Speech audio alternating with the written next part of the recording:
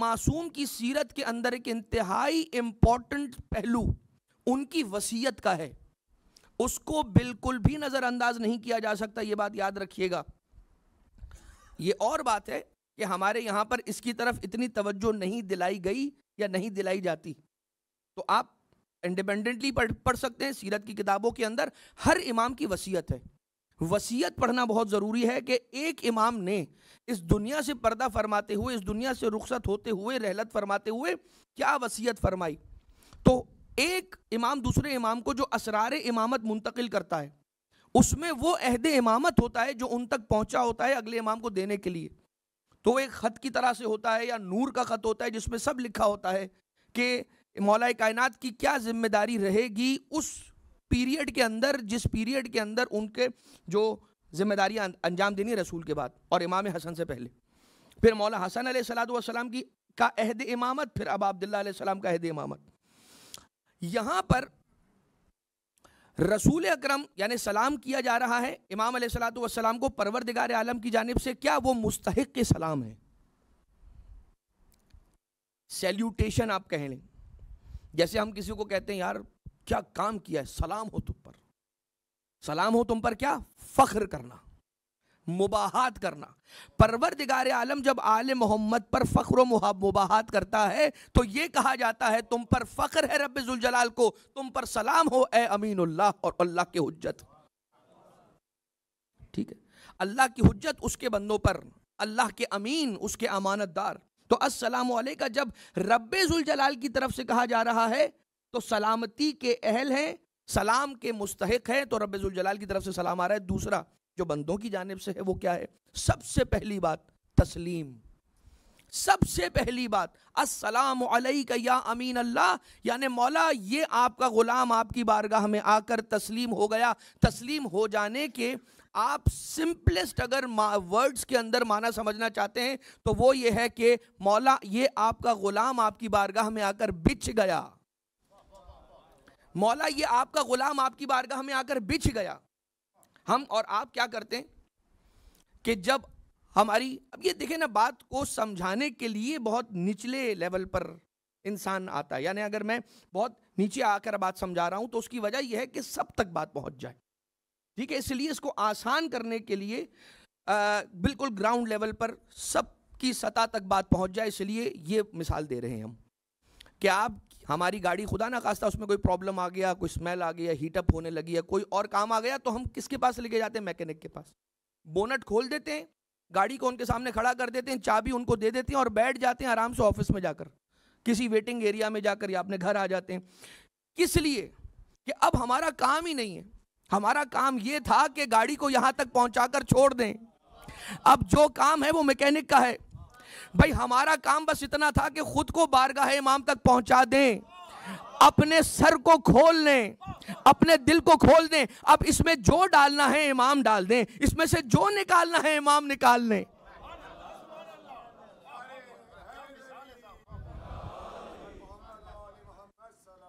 अल्लाहुम्मा सल्ली अला। ये इंसान की कामयाबी की दलील होगा कि इतना ज्यादा तस्लीम और सरेंडर इमाम अलैहिस्सलाम की बारगाह में अगर इंसान खुद को कर दे। फिर उसके बाद कई एक जगह ऐसी होंगी कि अगर इमाम अलैहिस्सलाम के सामने इंसान ने सरे तस्लीम खम कर दिया तो अब उसकी हिदायत कैसे होगी ये वो जाने। किसी ऐसी किताब का उसको पता चल जाएगा, वो किताब खोल कर देखेगा, उसमें उसके लिए हिदायत होगी। किसी ऐसे शख्स से मिलेगा, वो कोई ऐसी बात कर देगा कि जिससे उसके दिल में, दिमाग में एक चराग हिदायत जल जाएगा। किसी ऐसे आलिम दीन से उसकी मुलाकात हो जाएगी कि जो वाकई में अम्र अहले बैत का एहया करने वाला आलिम होगा। आजकल तो मसला ये हो गया ना कि किसी आलिम की तरफ भेजते हुए भी ये खौफ आता है कि ये कह दो कि वो अम्र अहले बैत का एहया करने वाला आलिम हो, यानी कि आले मोहम्मद की तालीमात ही बताने वाला आलिम हो, आले मोहम्मद के करीब लाने वाला आलिम हो, आले मोहम्मद के मकामात में शक पैदा करने वाला आलिम ना हो। इसलिए कि अब मामलात इतने ज़्यादा गुंजलक होते जा रहे हैं और मिक्स होते जा रहे हैं कि ऐसा महसूस होता है कि देखिए लिबास तो वही है, सारी बातें तो वही हैं, फिर ये बात ऐसी क्यों कर रहे हैं। अच्छा खासा इतने सालों से मेरे पास इमाम मासूम अलैहिस्सलाम के बारे में यकीन था, इन्होंने मेरे यकीन को शक से क्यों बदल दिया। भाई अमीरुल मोमिनीन अलैहिस्सलातु वस्सलाम ने तो फरमा दिया था, हमने वो हदीस नहीं पढ़ी तो ये हमारी कोताही है। मौला ने फरमाया ला तनकुजुल यकीन बिशक, अपने यकीन को शक की कीमत पर ना बेच दिया करो। हर आयत जो नाजिल हुई है उस आयत का एक शान नुज़ूल होता है, वो शान नुज़ूल हदीस की फॉर्म में आता है। अब हदीस किसा का इनकार करने वाला सिर्फ हदीस किसा का इनकार नहीं कर रहा है, कम से कम आयत तत्हीर का भी इनकार कर रहा है, इसलिए कि हदीस किसा के जरिए से पहुंची है आयत तत्हीर हम तक। लिहाजा अपनी अक्लों को नहीं, अपने दिलों को खोल कर रखिए, और अक्लों को खोल के रखिए, आंखों को खोल के रखिए। तो सलाम क्या है? तस्लीम। इंसान अपनी अक्ल को, अपनी रूह को, अपने दिल को ले जाए और बारगाह इमामत में पार्क कर दे, और उसके बाद कहे कि मौला ये है आपकी चीज़, आपके पास आ गई, इसमें जो डालना है डालिए, इसमें से जो निकालना है निकाल दीजिए। अब देखिए, एक तो ये बात हो गई तस्लीम, मिसाल है तस्लीम की कि बारगाह इमामत में तस्लीम किस हद तक हो इंसान का। एक तो ये अर्ज कर दिया हमने मिसाल, एग्जाम्पल के जरिए। रिवायत है छठे इमाम सादिक आले मोहम्मद इमाम जाफर सादिक अलैहिस्सलाम,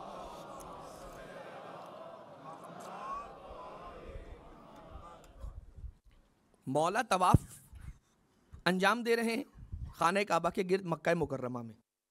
एक सहाबी ने देख लिया कि छठे इमाम अलैहिस्सलाम तवाफ में मसरूफ हैं, खुश हो गया, क्या बात है, छठे इमाम अलैहिस्सलाम की मईयत में उनके साथ मुझे तवाफ करने का मौका मिलेगा। और वो पहुंच गया, इमाम अलैहिस्सलाम के साथ तवाफ में मशगूल हो गया। जब वो तवाफ में मशगूल था तो दूर से किसी ने उसे देखा, किसको? उस शख्स को, सहाबी को देखा, उसका दोस्त था। उसने इशारा करके कहा जरा इधर आना, इशारा करके, जैसे भी इशारा होता है अपनी तरफ उसे बुला रहा था। एक चक्कर में उसने देखा, इग्नोर किया, दूसरे चक्कर में उसने देखा, इग्नोर किया, तीसरे चक्कर में उसने देखा, इग्नोर किया, इग्नोर पर इग्नोर कर रहा है। यहां तक कि छठे इमाम अलैहिस्सलाम ने नोट किया और इमाम अलैहिस्सलाम ने उस सहाबी से पूछा कि ये जो शख्स है, ये जो इशारा कर रहा है, पहला सवाल सुनिएगा मौला का। मौला ने सवाल किया, क्या ये शख्स मोमिन है? इमाम अलैहिस्सलाम ने सवाल किया, क्या ये मोमिन है? कहा हाँ मौला ये मोमिन है। दूसरा सवाल, क्या ये तुझे इशारा करके बुला रहा है? कहा मौला मुझे इशारा करके बुला। मौला ने फरमाया इसी वक्त जा उसको जवाब दे, जो उसकी हाजत है उसको कज़ाए हाजत कर और उसके बाद आ जा वापस। इमाम अलैहिस्सलाम का ये जवाब सुनना था और ये जुमला सुनना था। एक मरतबा कहता है मौला मैं तवाफ कर रहा हूँ, मैं तवाफ में मशगूल हूँ, तवाफ तोड़ के कैसे जा सकता हूँ? इमाम अलैहिस्सलाम ने फरमाया कि हम हुक्म दे रहे हैं, ये बता कि तवाफ करना है ये तूने सीखा किससे? तवाफ करना है ये किससे सीखा? जाफर सादिक से सीखा अलैहिस्सलातु वस्सलाम, मोहम्मद बाकिर से सीखा, हमारे आबा व अजदाद से सीखा। हम ही कह रहे हैं कि इस वक्त तवाफ से ज्यादा इंपॉर्टेंट उस मोमिन की हाजत रवाई है। सब कुछ छोड़ दे और जाकर उसकी हाजत रवाई कर। अब अगर कोई ऐसी सिचुएशन आ जाए जिसके अंदर वो वाजिब तवाफ कर रहा हो और इमाम कह दें, अब क्या करना होगा? सिंपल है कि सब कुछ छोड़ना होगा। और जिस इमाम ने कहा था कि फुला फुला वक्त में तवाफ वाजिब हो जाता है, उस इमाम ने ये कह दिया कि इस वक्त जाकर उसकी हाजत रवाई करना वाजिब है। तो इबादत इस शय का नाम नहीं है कि मैं क्या करना चाह रहा हूं, इबादत इस शय का नाम है कि वो क्या करवाना चाह रहा है। इबादत इस शय का नाम है कि वो क्या करवाना चाह रहा है, मैं क्या करना चाह रहा हूं। भाई शैतान ने भी तो यही कहा था। तो परवरदिगार आलम ने क्या कहा कि वो करोड़ों सजदे मुझे नहीं चाहिए, एक मेरी मर्जी का चाहिए। तेरी मर्जी के करोड़ों भी हो तो मेरा बंदा नहीं है, मेरी मर्जी का एक भी करके देगा तो तू मेरा बंदा होगा। हम भी ये मिस्टेक करते हैं कि बहुत सारी जगह पे अपनी आदत की वजह से इबादत में और आदत में फर्क करना भूल जाते हैं। आदतें और हैं, इबादतें और हैं। इंसान की मर्जी का नाम आदत है, रब की मर्जी का नाम इबादत है। लिहाजा इंसान हमेशा इस बात को याद रखे कि कोई ऐसी चीज, हाँ ये और बात है कि इंसान को इबादतों की आदत डाल लेनी चाहिए। आदतें और हैं, इबादतें और हैं, लेकिन अगर किसी को इबादतों की आदत हो जाए तो ये बहुत अच्छी बात है।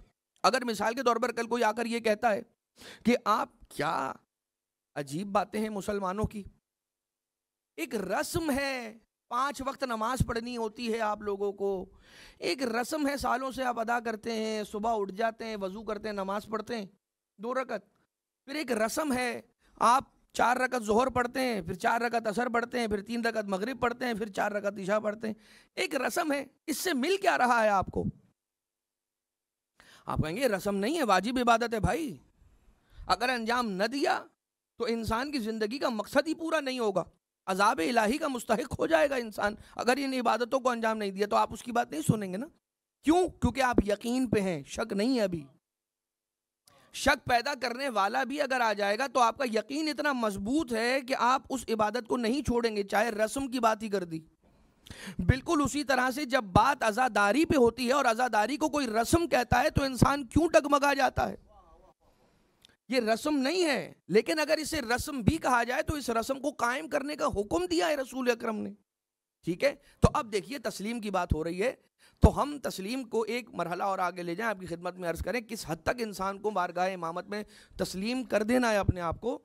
उसके लिए हम अर्ज़ करें कि अब मैं मुख्तसर कर रहा हूँ, रावी है वो आके इमाम बाक़िर अलैहिस्सलातु वस्सलाम की खिदमत में हाजिर हुआ, अल्लाहुम्मा सल्लि अला मुहम्मद व आले मोहम्मद, मौला की बारगाह में आके हाजिर हुआ और आने के बाद ये कहता है कि मौला मैं आपसे कुछ सीखना चाहता हूँ, यकीन के एतबार से और आपकी बात मानना, आपकी इताअत के एतबार से कुछ समझना सीखना चाहता हूँ। इमाम अलैहिस्सलाम ने फरमाया कि ये ज़ुरारा बैठे हुए, ये आपको बताएंगे, ज़ुरारा इब्न आयन, और ये बड़े जय्यद असहाबे इमाम मासूम में से हैं। 50,000 हदीसें इमाम से याद की हैं। ज़ुरारा इब्न आयन ने कितनी रिवायतें चौथे और 5वें और 6ठे इमाम अलैहिस्सलाम से हिफ्ज़ की? 50,000। जाबिर इब्न यजीद जोफ़ी 60,000। हमारे बच्चे बैठे हुए, जवान बैठे हुए, 60 हदीसें भी इमाम की याद हैं। आई एम सॉरी टू से दिस, 6 हदीसें भी याद हैं, मुझे माफ़ कीजिएगा।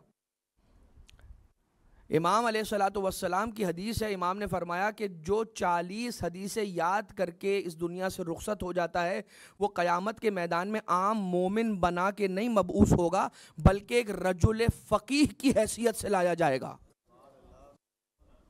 जो इमाम मासूम की 40 हदीसें याद कर ले, जिसने इमाम की 40 हदीसों को हिफ्ज़ किया है, सिर्फ याद किया है, उसको ये नहीं पता कि इस हदीस का माना क्या है, उसको ट्रांसलेशन भी नहीं पता है। 40 हदीसें जिसने हिफ्ज़ की, मन हफ़िज़ 40 हदीसन हशरहुल्लाहु रजुलन फ़क़ीहन फ़ी यौमिल क़ियामा, वो क़यामत के दिन परवरदिगार आलम उसे रजुल फ़क़ीह, फ़क़ीह किसे कहते हैं? हलाल व हराम की तमीज़ करने वाला, उसको परवरदिगार आलम ये मकाम अता करेगा। तो ये एक बहरहाल इल्तिजा और गुजारिश है कि माशाल्लाह बच्चे, ख़ास तौर से वो बच्चे के जो अभी कम सिनी की स्टेज से गुजर रहे हैं, उनका हाफिज़ा भी मजबूत है और उनको याद करवानी चाहिए इमाम मासूम अलैहिस्सलातु वस्सलाम की हदीसें। और जब मैं हदीस की बात कर रहा हूँ तो फिर साथ साथ कुरान करीम के कुछ सूरों का भी अर्ज़ कर देता हूँ कि कुछ सूरे ज़रूर अपने बच्चों को याद करवाएं जो छोटे छोटे सूरे हैं, और उनसे ये कहा करें कि कुरान से मुतमस्सिक रहें, रिवायात आले मोहम्मद अलैहिस्सलाम से मुतमस्सिक रहें और जितना हो सके हदीसों को याद करें। अब तो आपके पास इतना आसान हो गया सिलसिला कि नहजुल बलागा कि आखिर में जो छोटे छोटे 1 लाइनर्स हैं, जिनको हम वर्ड्स ऑफ विजडम कहते हैं या हिकमत के पारे कहते हैं, अमीरुल मोमिनीन अलैहिस्सलाम के जो 1 लाइनर्स हैं छोटे छोटे, वो याद करवा दें। कम से कम 40 नहीं तो 20 करवा दें, 15 करवा दें, शौक पैदा हो जाए बच्चों को। उसके बाद सारी ज़िंदगी खुद करते रहेंगे। इमाम अलैहिस्सलाम ने ये नहीं कहा कि बहुत सारी हदीसें याद करो, बस कहा 40, इसलिए कि जब 40 हदीसें याद हो जाएंगी तो पुराना वाला साजिद और नया वाला साजिद खुद महसूस कर लेगा। भाई उसे लुत्फ आने लगेगा, उसे जिंदगी में लज्जत आने लगेगा, उसके लज्जत महसूस करने लगेगा, उसे पता चल जाएगा कि जो हदीसें याद करने से पहले वाला था वो और था, हदीस की बरकतों वाला कोई और हो गया है। जो कहता हूं सामने वाला फौरन मान लेता है मेरी बात। मैं कहीं पे कोई टेंडर लेकर जाता हूं तो मुझे जतन नहीं करने पड़ते, बस मैं पेश करता हूं और उसके दिल में बात उतर जाती है। जब मैं प्रेजेंटेशन देने के लिए फाइनल ईयर की प्रेजेंटेशन के लिए खड़ा होता हूं तो सबकी स्पीच और होती है, मेरी स्पीच की तासीर और होती है। क्यों? इसलिए कि उसने इमाम की हदीसें याद नहीं की हुई हैं, उसके दिल में वो नूर नहीं है जो इस मोमिन के दिल में नूर है। अल्लाहुम्मा सल्ली अला मोहम्मद व आले मोहम्मद। अब एक बात तो ये हो गई कि ज़ुरारा या इब्न आयन अभी क्या कह रहे हैं? ये कह रहे हैं, उस सहाबी को जवाब दे रहे हैं कि जो इमाम अलैहिस्सलाम के पास आया है पूछने के लिए कि तस्लीम मौला कैसी इताअत करूं। ज़रारा ये कह रहे हैं कि तूने कैसा सवाल किया? हंसने लगा, कहने लगा कि अगर ये मेरे मौला वाका एक अनार लेकर आए, उसके 2 टुकड़े करें, एक टुकड़े को कहें ये हलाल है खा ले और दूसरे को कहें ये हराम है नहीं खा, तो मैं यही मानूंगा। भाई क्या हद है जो इमाम अलैहिस्सलाम ने बाउंड्री बनाई है, क्या दायरा खींचा है। फरमाया कि अगर इमाम मासूम अलैहिस्सलाम एक अनार लाएं, उसके 2 टुकड़े करें, एक ही अनार है उसके 2 टुकड़े करें, एक को मौला कहें हलाल है, दूसरे को कहें हराम है, मैं कहूंगा आमन्ना सल्लमना, मान लिया। यानी कि बारगाह इमामत में इतना सरे तस्लीम खम करना है कि ये पूछना नहीं है मौला क्यों ऐसा है। अब क्यों पूछना ऐसा है, अब ये एक और बात होती है, और दूसरी ये बात होती है जो बात समझ नहीं आ रही है वो इमाम के साथ अदब से पूछ लिया। सवालात का रास्ता बंद नहीं किया इमाम मासूम ने, इसलिए कि अगर सवालात का रास्ता बंद किया होता तो जो दहरियों को जवाब दिए, जो देसानियों को जवाब दिए, जो कैसानियों को जवाब दिए, जो फिरका वाकिफिया के लोगों को जवाब दिए, जो अजीब व गरीब एथियस्ट तो आज कुछ भी नहीं है, उस जमाने में ऐसे ऐसे बुरे बुरे फिरके थे और ऐसे खतरनाक लोग थे अकीदे रखने वाले, जिनको इमाम मासूम अलैहिस्सलातु वस्सलाम के सामने लब कुशाई करने पे असहाब ने कहा कि तलवारें निकाल ली। इमाम ने कहा रुक जाओ, वो गुस्ताखी नहीं कर रहा है, वो सवाल कर रहा है। तो अगर वो सवाल कर रहा है हम उसे इल्मी तौर से जवाब दे सकते हैं, तो तलवारें निकालने की जरूरत नहीं है, डंडे उठाने की जरूरत नहीं है। कि जाफर इब्ने मोहम्मद सादिक अलैहिस्सलाम उसी मोहम्मद मुस्तफ़ा के बेटे हैं कि जिन्होंने इस्लाम अखलाक के जरिए से फैलाया है, डंडों के जोर पर नहीं फैलाया है। यही वजह है कि जहां इल्म होता है और इल्म वाले होते हैं वहां पर आपको तहम्मुल, टॉलरेंस, सब्र नजर आता है, और जहां पर इल्म नहीं होता है तो जबान दराजियां होती हैं, अब्यूजिव लैंग्वेज आपको नजर आती है, जिद नजर आती है, रिजिडनेस और स्टिफनेस नजर आती है। बस अजीजों ये बात हो गई कि अगर एक ही अनार के 2 टुकड़े करें, एक को कहें हलाल है तो मैं मानूंगा, दूसरे को कहें हराम है तो मैं मानूंगा। अब इंसान की तरफ से जो सलाम जा रहा है, पहला क्या? तस्लीम, दूसरा क्या? दुआ। हमारा सलाम मकाम दुआ पर होता है इमाम मासूम की बारगाह में, वरना हम कौन हैं उन पर सलामती भेजने वाले? हम कौन होते हैं कि कहें कि आप पर सलामती हो मौला, इतने बड़े हो गए आपके, मौला पे सलामती आप भेज रहे हैं। तो वो हाँ, मौला पर सलामती किस तरह से, वो अभी तीसरी बात अर्ज करता हूं आपकी खिदमत में, तो उससे वाज़े हो जाएगा। लेकिन मकाम दुआ पर होता है ज़ाहिर। रब्बे ज़ुल जलाल से कहता है कि परवरदिगार अपनी सलामतियों को नाजिल कर आले मोहम्मद पर। और तीसरी बात यह है कि इंसान जब ये कहता है कि अस्सलामु अलैका, तो उसके माना ये होते हैं कि मौला आपसे सलामती है, आपसे जंग नहीं है मेरी, आपसे सलामती, आपसे जंग नहीं। यानी क्या?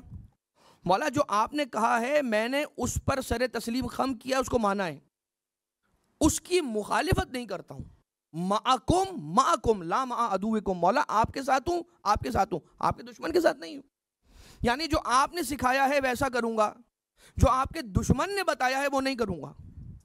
और मौला जो अकीदा आपको मानने का है वो मानूंगा, और जो नहीं है, जो आपकी शान नहीं है वो नहीं। उसमें क्या कि जो इमाम मासूम अलैहिस्सलातु वस्सलाम ने तालीम दी, जो हम कवानीन शरीयत कहते हैं, तो अगर हम उसमें से कुछ चीज़ों का इनकार कर रहे हैं, देखिए एक बात याद रखिएगा, ये जो कवानीन शरीयत हैं, जो तालीमात इमाम मासूम की सिखलाई हुई हैं, ये वजूद अक़दस इमाम मासूम की तजल्लियाँ हैं जो उन्होंने बिखेरी हैं। नमाज वजूद इमाम की तजल्ली है, रोज़ा वजूद इमाम की शुआएं हैं, हज, ज़कात जितने भी ये कवानीन शरीयत हैं, ये सब इमाम मासूम के नूर की झलक है, उसकी शुआएं तजल्लियाँ हैं। इसका इनकार करने वाला बिल्कुल वैसा ही है कि जैसे वो इमाम मासूम अलैहिस्सलातु वस्सलाम से जंग का ऐलान करता है, नहीं मानता मैं, जो कहते हैं ना आजकल, इसलिए इतने स्टेबल हो जाते हैं, इतने वेल ऑफ हो जाते हैं, इतने सेटल्ड हो जाते हैं कि कहते हैं कि भाई माजरत के साथ ये गरीब फ़कीर लोगों के मानने की बातें हैं, हम लोग कुछ और लोग हैं, we are going to deal with it, हम उसके साथ कर लेंगे ना।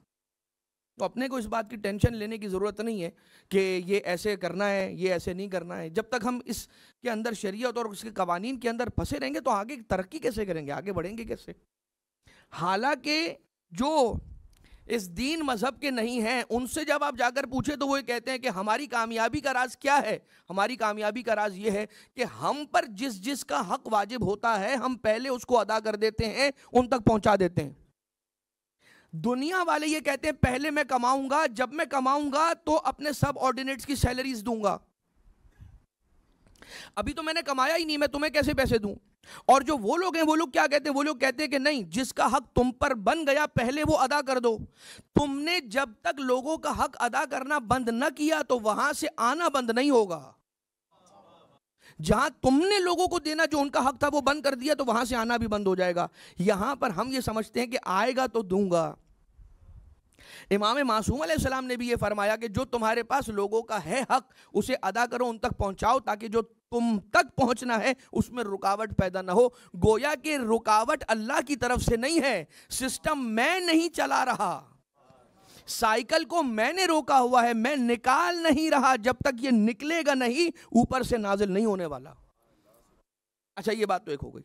अब आ जाइए दूसरी बात कि अस्सलामु अलैका या अमीन अल्लाह फी अर्ज़े, कि ए अल्लाह की ज़मीन में उसके अमानतदारों। मैंने अमानतदारों इसलिए कह दिया, अगरचे यहां पर उमना नहीं है, अमीन है, सिंगुलर टेंस है, प्लूरल टेंस नहीं है। लेकिन जो अस्सलामु अलैका या अमीन अल्लाह कहा है, तो या अमीन अल्लाह, ए इमाम मासूम, आप अल्लाह के अमीन हैं रूए ज़मीन पर। कैसे अमीन है? उसकी अमानतें आपके पास है। तो अगर बिल्कुल ज़ाहिरे लफ्ज़ से माना निकालेंगे तो ये निकल कर आएगा कि हज़रत इब्राहीम अलैहिस्सलातु वस्सलाम का अमामा, उनकी नालैने आज साहिबुल अमर के पास हैं, वो अमानतदार हैं आज भी। हज़रत मूसा अलैहिस्सलाम का असा अमीरुल मोमिनीन अलैहिस्सलाम के पास रहा उनके ज़माने में, फिर मौला हसन के पास आया, फिर आखिरी आज साहिबुल अम्र अलैहिस्सलाम के पास जो है अंबिया की जो तबर्रुकात हैं, जो अमानतें हैं, वो अमानतें आज कहाँ हैं? साहिबुल अम्र अलैहिस्सलाम के पास। तौरात की तख्तियाँ कहाँ हैं? इमाम ज़माना अलैहिस्सलाम के पास। हज़रत मूसा का आसा कहाँ है? इमाम ज़माना के पास। हज़रत सुलेमान का पैराहन, हज़रत सुलेमान की अंगूठी किन के पास है? इमाम ज़माना अलैहिस्सलाम के पास है। ठीक है। हज़रत यूसुफ का पैराहन कहाँ है? इमाम ज़माना अलैहिस्सलाम के पास है। एक तो ये हो गया अमीनुल्लाह, कि आप अल्लाह के अमीन हैं। दूसरा अमीनुल्लाह रसूल अकरम का वक्त आखिर है, इब्ने अब्बास रसूल के पास हैं, मौलाए कायनात रसूल के पास हैं। रसूल ने इब्ने अब्बास से खिताब करके और कलाम करके ये सवाल किया कि ये बता, मैं कुछ लम्हों में अल्लाह की मुलाकात से मुशर्रफ हो जाऊंगा, जो मेरे काम हैं, मेरे बाद जो काम है वो तुम संभालोगे?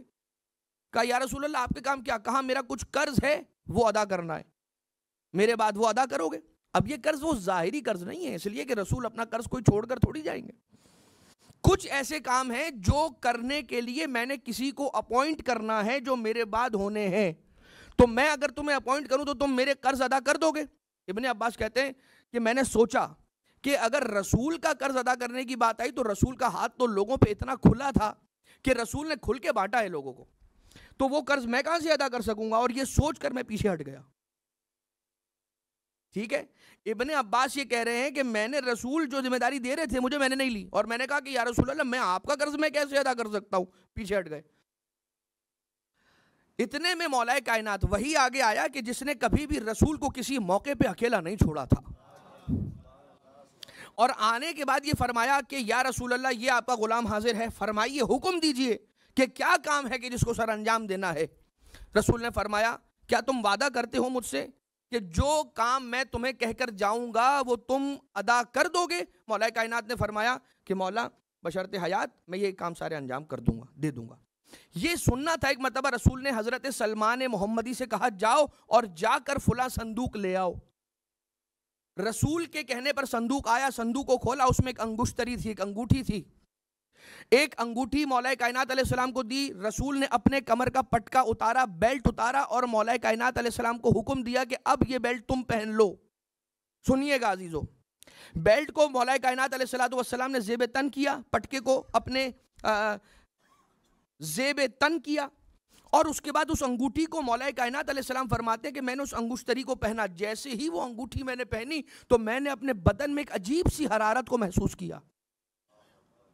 जैसे ही उस हरारत को मैंने महसूस किया उसके बाद मुझे बहुत सारा कुछ महसूस होने लगा कि मुझ में ये इजाफे वगैरह। अब देखिए, इसमें अमीरुल मोमिनीन और रसूल अकरम एक नूर हैं, एक नूर के दो टुकड़े हैं। रिसालत माब ने सारी की सारी जिम्मेदारियां मौला कायनात अलैहिस्सलाम के सुपुर्द की और वो सारी वसीयतें फरमाई कि जिसको अभी मैं कट शॉर्ट कर रहा हूं वरना बात बहुत पुरानी हो जाएगी। और मौला कायनात अलैहिस्सलाम को अपने जितने भी तबर्रुकात थे वो सारे के सारे तबर्रुकात रसूल अकरम ने मौला कायनात अलैहिस्सलाम के हवाले कर दिए कि जिनमें अंबिया मा सलफ के तबर्रुकात हों, इंजील की तख्तियाँ हों, तौरात की ज़बूर की तख्तियाँ हों, वो सब कुछ दे दिया। अब जब रसूल अकरम का अमामा मौला कायनात के पास इब्ने अब्बास देखा करते थे ना, अमीनुल्लाह की बात हो रही है। कौन है अमीनुल्लाह? अल्लाह का अमीन इस ज़मीन पर। मौला कायनात के पास रसूल का अमामा देखते थे इब्ने अब्बास, रसूल का असा देखते थे, रसूल की नालैने देखते थे, रसूल की अबा देखते थे, रसूल की सवारी देखते थे। तो इब्ने अब्बास एक दिन आए मौला कायनात अलैहिस्सलाम के पास और आकर कहा कि या अली, मैं आपसे उम्र में बड़ा हूँ, रसूल से कराबत के बाब में आपसे पहले मेरा नाम आता है, लिहाजा ये सारी चीज़ें तो न दें लेकिन इसमें से कुछ तो मेरा हक बनता है, तो इसमें से कुछ तो मुझे दें। मौला कायनात अलैहिस्सलाम ने कहा कि देखिए, ये सिर्फ रसूल का लिबास नहीं है बल्कि एक मनसब है कि जो मनसबदार ही को दिया जा सकता है, ये हर एक को नहीं दिया जा सकता। आप अमीनुल्लाह नहीं है, लिहाजा ये रसूल की चीज़ें आपको नहीं दी जा सकती। वो बज़िद हुए। फिर रसूल अकरम की अबा, उनका अमामा, उनके असा वगैरह, उनकी नालैने ले ली मौला कायनात से और एक मरतबा बैठे हुए थे, मौला कायनात अलैहिस्सलाम से वसूल की और सर पे अमामा रखा, दोष पे अबा डाली, पाँव में नालैन रखी, हाथ में असा पकड़ा और उसके बाद खड़ा होना चाहते हैं। हजरत जनाब इब्ने अब्बास खड़े ही नहीं हो पाते हैं। वो बुलंद होना चाह रहे थे अपनी जगह से, बुलंद ही नहीं हो पाते। बहुत कोशिश की, बुलंद ना हुए। इतने में उन्होंने कहा कि चलो हाथ से असा छोड़ता हूँ। असा को छोड़ा, फिर भी बुलंद ना हो पाए। पाँव से नालैनों को निकाला, फिर भी बुलंद ना हो पाए। दोष से अबा को उतारा, बुलंद ना हो पाए। अमामे को रखा, फिर या अल्लाह खड़े हो सके। अब जब जाने लगे तो सोचा, फिर दिल में ये ख्याल आया कि कुछ नहीं तो सवारी ही मैं रसूल अकरम की ले लूँ as an honour, as a souvenir. तो जैसे मौला कायनात अलैहिस्सलाम से कहा कि अब ये सवारी दे दो, एक कुछ नहीं तो मुझे सवारी मिल जाए रसूल की। अमीनुल्लाह कौन है इस ज़मीन पर? परवरदिगार आलम का अमीन, उसकी तबर्रुकात और अमानतों का अमीन। जैसे ही सवारी के करीब जाते हैं, इब्ने अब्बास सवारी अपनी पुश्त पर जगह देने से इनकार कर देती। ये सब कुछ देखने के बाद एक मरतबा बहुत कोशिश की मगर सवार ना हो सके। इतने में मौला कायनात अलैहिस्सलाम ने सदा दी, बेटा हसन मुज्तबा जरा मेरे पास तो आना। मौला हसन तशरीफ लेकर आए। रसूल का बड़ा अमामा हसन के सर पर रखा, बराबर का आ गया। बड़ी सी अबा रसूल की हसन के दोष पर रखी, पूरी आ गई। नालैने पहनाई, पूरी हो गई। एक मर्तबा कहा, बेटा हसन जाओ, जाकर अपने नाना की सवारी पे सवार हो जाओ और इस मैदान का एक कहवा देकर मेरे पास दोबारा से वापस आ जाओ।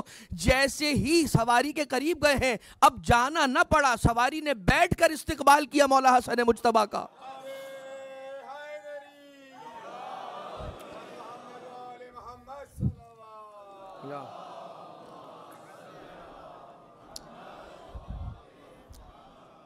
तो हमारा सलाम हो आप पर, ए अल्लाह के अमीन, अल्लाह की जमीन पर। ए अल्लाह के अमीन, अल्लाह की जमीन पर आपको हमारा सलाम हो।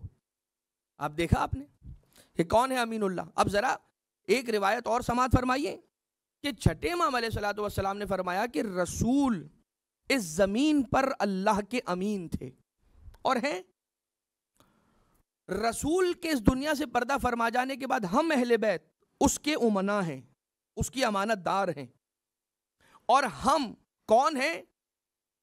हमें परवरदिगार आलम ने इल्मुल मनाया वल बलाया दिया है। अमीनुल्लाह कौन है? जिसे परवरदिगार आलम ने इल्मुल मनाया वल बलाया दिया, जिन्हें आते हुए शख्स को देखते साथ ये पता चल जाता है कि इसके दिल में हकीकत क्या है, हकीकत ईमान है या हकीकत निफाक है। आप देखिएगा, चलिए ये बात मुकम्मल कर लूं फिर अर्ज करता हूं कि उसके आने वाला जो सामने से आ रहा है ना, जब वो आता है हम उसके चेहरे की तरफ निगाह करते हैं, उसकी हकीकत हम पर वाज़े हो चुकी होती है। वो आके हमें सलाम बाद में करता है, वरना हम जब उसकी तरफ देखते हैं तो परवरदिगार आलम ने जो हमें अपना अमीन इस ज़मीन पर बनाया है, तो हमें ये इल्म अता कर रखा है, इल्मुल बनाया वल बलाया के साथ, कि जो आने वाला है उसके चेहरे को देखकर हम बताते हैं कि इसकी हकीकत हकीकत ईमानिया है या हकीकत ईमानिया नहीं है। और फिर जब ये आता है, और हाँ, जो हमारे चाहने मानने वाले, हम उनके नामों से वाकिफ़ हैं, उनके आबा व अजदाद के नामों से वाकिफ़ हैं, उनकी मुश्किलात से वाकिफ़ हैं और उनके लिए दुआ करते हैं, जो हमारे शिया हैं और हमारे चाहने वाले हैं। और फिर इमाम अलैहिस्सलातु वस्सलाम ने मज़ीद और कुछ निशानियाँ बताईं कि जिसके अंदर इमाम अलैहिस्सलातु वस्सलाम ने फरमाया कि हम अंबिया के उलूम के वो निगहबान हैं कि परवरदिगार आलम ने जो अपने बंदों तक इल्म पहुंचाने का जरिया बनाया है, वो हम उमनाउल्लाह को बनाया है, हम अल्लाह के अमीनों को बनाया है। लिहाजा आप इसको मुख्तसरन अगर समझ लें कि परवरदिगार आलम की अमानतें अब मिलेंगी कहां से, हमें रब्बे जुल जलाल की बारगाह से सलामतियां मिलेंगी कहां से, तो अस्सलामु अलैका या अमीन अल्लाह का माना ये हो गया कि सलाम और सलामती का मरकज आले मोहम्मद हुए। अब अगर सलामती चाहिए तो मरकज सलामत से जुड़ जाओ, इस सलामती के मरकज से जुड़ जाओ। अगर इस सलामती के मरकज से जुड़ गए तो ये बात याद रखना, सलामतियां भी तुम्हें मिलेंगी। रब्बे जुल जलाल ने जो इल्म अपने बंदों तक पहुंचाने के लिए ऑथोराइज्ड दरवाजे बनाए हैं, वो अमीनुल्लाह के दरवाजे हैं, उमनाउल्लाह के दरवाजे हैं। उन दरवाजों से मिला हुआ इल्म ऑथोराइज्ड और परफेक्ट और अप्रूव्ड इल्म है, दूसरे दरवाजों से मिला हुआ इल्म अप्रूव्ड इल्म नहीं है। लेकिन दुनिया वाले पूरी कोशिश ये करते हैं कि किसी तरह से हमें आले मोहम्मद अलैहिस्सलाम से दाएं और बाएं कर दें। कभी क्या एतराज़ करते हैं, कभी क्या एतराज़ करते हैं, कभी ये एतराज़ करते हैं कि तुम इतने सालों से रो रहे हो। रोना कोई एक प्रोडक्टिव अमल थोड़ी है। हाँ, इस रोने से नाउज़ुबिल्लाह मिन ज़ालिक सोसाइटीज़ अपलिफ्ट थोड़ी होती हैं। ये कहा जाता है रोने से तुम्हें क्या मिलेगा, तो आप ये हमसे ना पूछिए। हमारे इमामों में से ये बात याद रखिएगा, अज़ादारी पर होने वाले एतराज़ात में से हर एतराज़ का जवाब एक इमाम अलैहिस्सलातु वस्सलाम की सीरत तैयबा ही से मिल जाएगा, काफ़ी है। और वो है चौथे इमाम हज़रत इमाम ज़ैनुल आबिदीन अलैहिस्सलाम।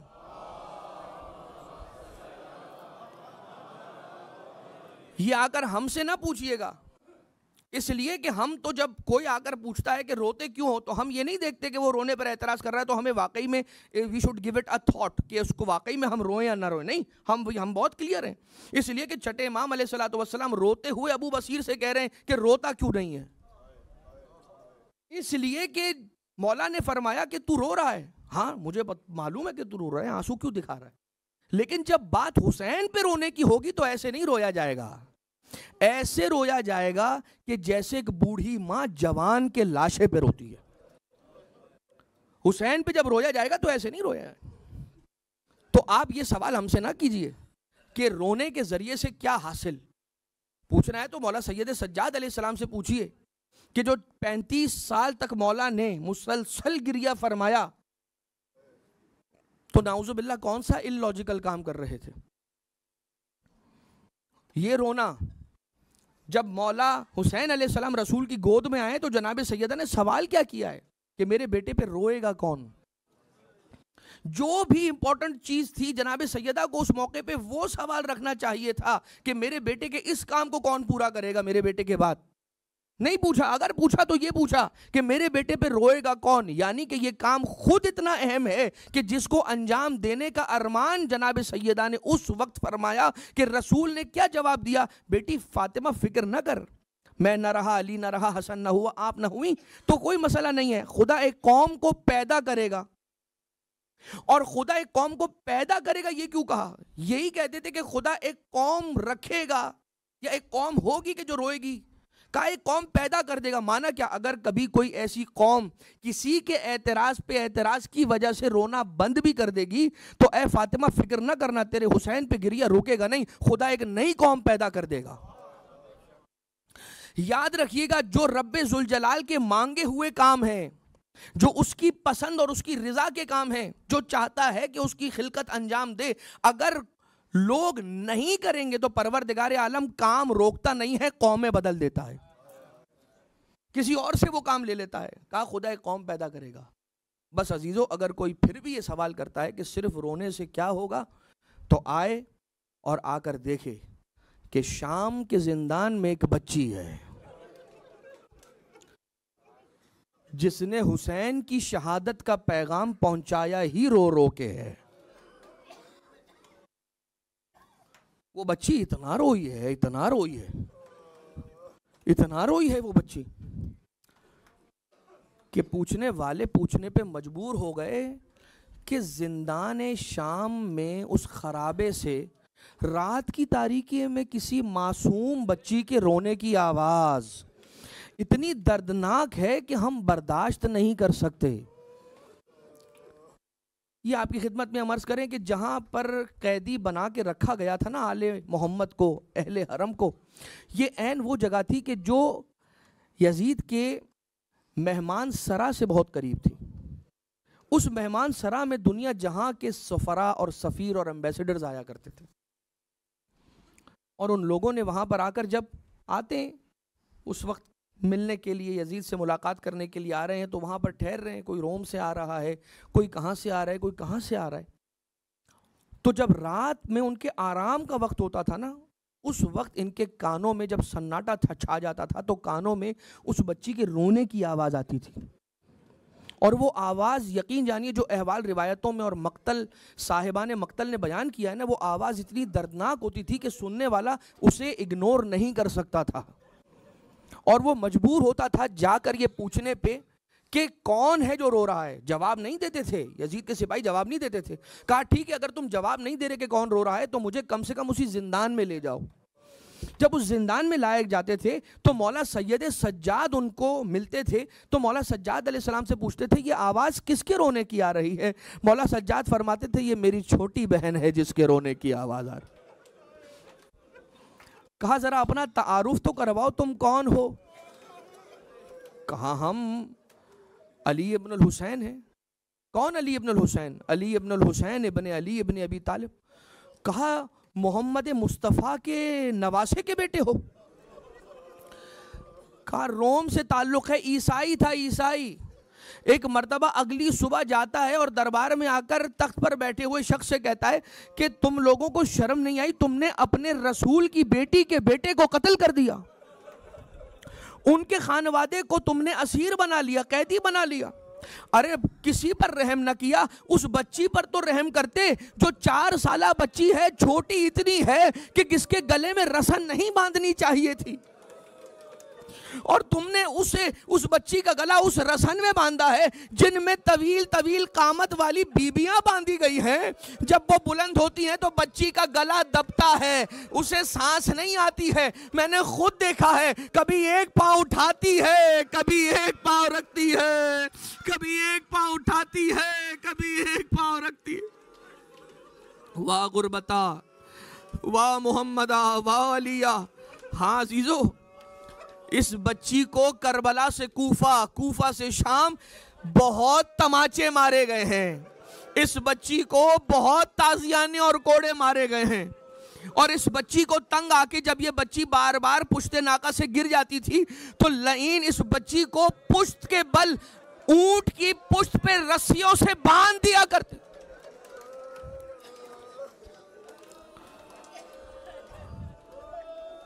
कभी एतराज करने वाले ये एतराज करते हैं कि पानी उनके पास था। अगर पानी था तो मुझे एक बात बताइएगा, अल अतश कहने का मकसद क्या था? आप किसी तरह से आले मोहम्मद अलैहिस्सलाम पे रोने वालों के गमों को कम करने की कोशिश कर रहे हैं। ये बात याद रखिएगा, इससे बड़ा जुल्म और कोई नहीं है आले मोहम्मद पर कि जो रोने वाले रोते हैं उनको शक में मुब्तला करके उनके गिरिए को कम करने की कोशिश की जाए। अब जरा ये सुन लीजिएगा एक दलील कि पानी था या नहीं था, फिर आप खुद तय कीजिएगा। शब आशूर है और पूरे हुसैनी काफिले के अंदर एक था जो मश्क उठाने वाला माशकी था। आप पहुंच गए उस तक। कौन? सकाए हरम, सकीना का चचा, ज़ैनब उम्मे कुलसूम की चादरों का कफील। अबुल किरबा लकब है मौला अब्बास का। लकब क्या है? अबुल किरबा। अबुल किरबा लकब है। तो किरबा किसे कहते हैं? मश्क को। मश्क वाले को अबुल किरबा कहते हैं। मश्क रखी जाती थी मौला अब्बास के खेमे के अंदर। जहां पर मश्क पड़ी हुई थी ना, बच्चे शबे आशूर जाते थे वहां। मश्क में पानी नहीं था, पानी नहीं था मश्क में। तो बच्चे क्या करते थे? जहां पर मश्क रखते थे उस जगह पानी तो नहीं है, मगर मश्क पानी से जब भरी होती थी तो उस वक्त से वो जमीन गीली रह गई थी। अब चूंकि पानी नहीं है, कई दिन गुजर गए तो वो जमीन गीली भी नहीं है। अब जमीन दूसरी जमीनों के मुकाबले में कुछ ठंडी है। तसव्वुर में ले आए आपने तसव्वुर किया कि मैं क्या अर्ज करना चाह रहा हूं। जहां पर मश्क अब्बास रखते होंगे, आप मश्क को हटाइए और वहां पर हाथ रखिए तो क्या आपको जमीन ठंडी में महसूस होगी? अब जरा सुनो आले मोहम्मद के बच्चों का गम क्या था। बच्चे इतने प्यासे थे, अपने पैरहन ऊपर करते थे, अपने शिकम उस ठंडी जमीन पर रखते थे। मेरा सलाम हो आले मोहम्मद के नन्हे नन्हे बच्चों पर।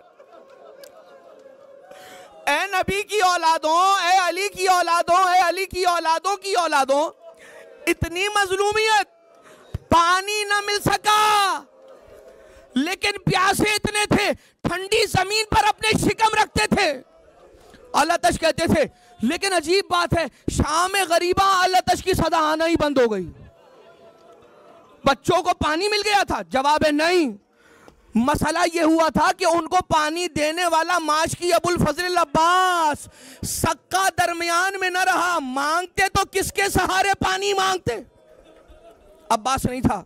अब जरा सोचो, एक बच्ची अपने हाथों में सूखा हुआ कूजा लेके दरवाजा खेमा पर खड़ी थी। देखो आज की हद तक मसाइब सकीना और अब्बास के होंगे, ठीक है? ये अलम है, अलम के साथ मशकीजा लगा हुआ देख रहे हो? ये है ताल्लुक सकीना और अब्बास का।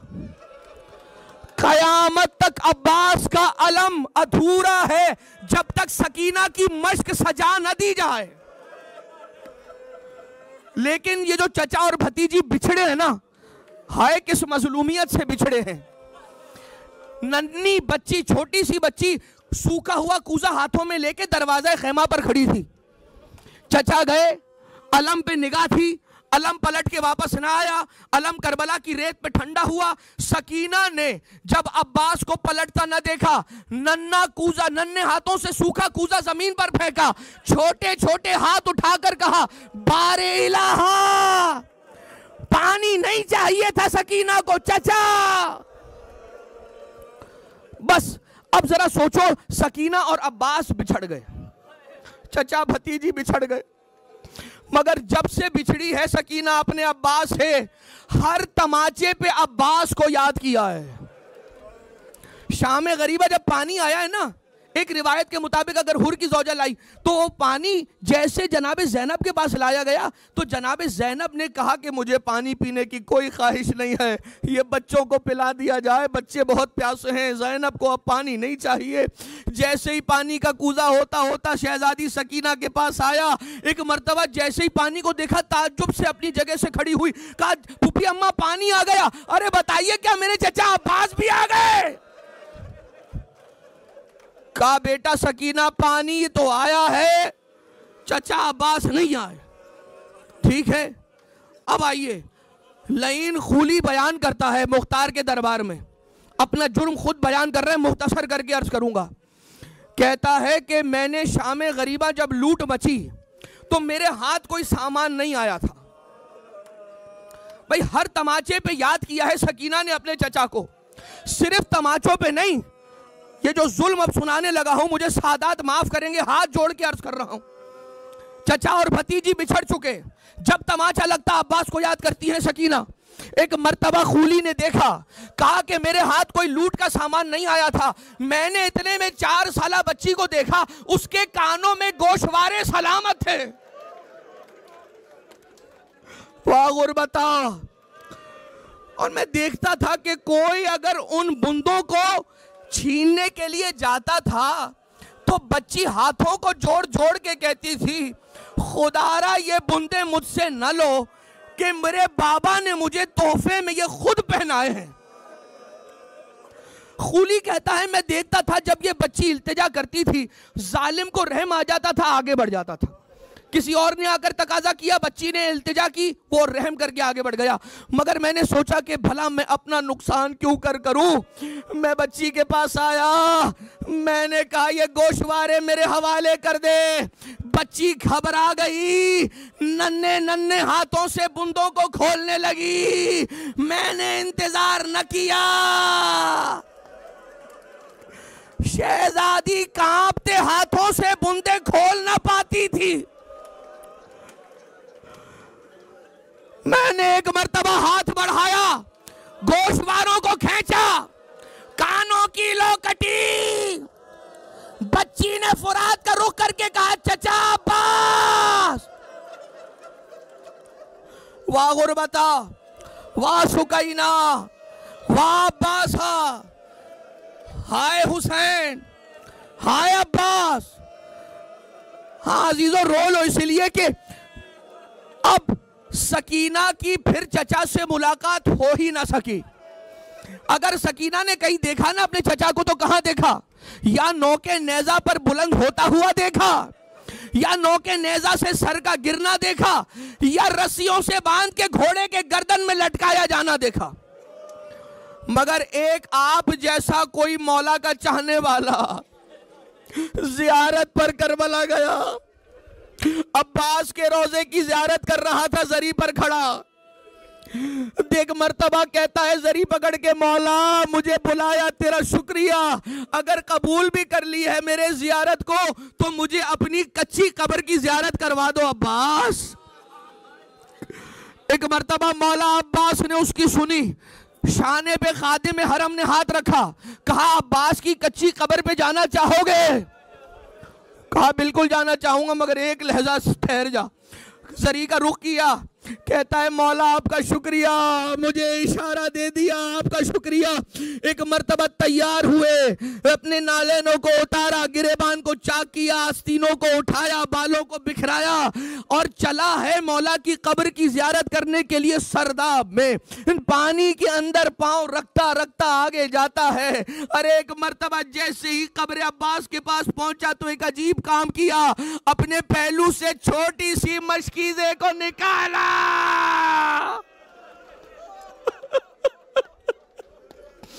हाँ देखो अजीजों, अकीदतों का कोई मोल नहीं है, कोई मोल नहीं है अकीदतों का।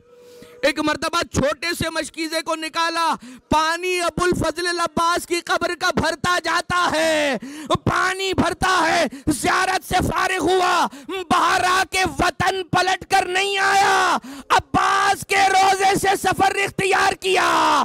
छोटी शहजादी जिंदान में पहुंचा, सकीना की कब्र पे आया, मशकीज़े को खोला, कब्रे सकीना पे पानी डालता जाता। कहा सकीना अब्बास से बिछड़े हुए कई 100 साल गुजर गए, लेकिन आज चचा ने पानी करबला से भिजवाया। ए सकीना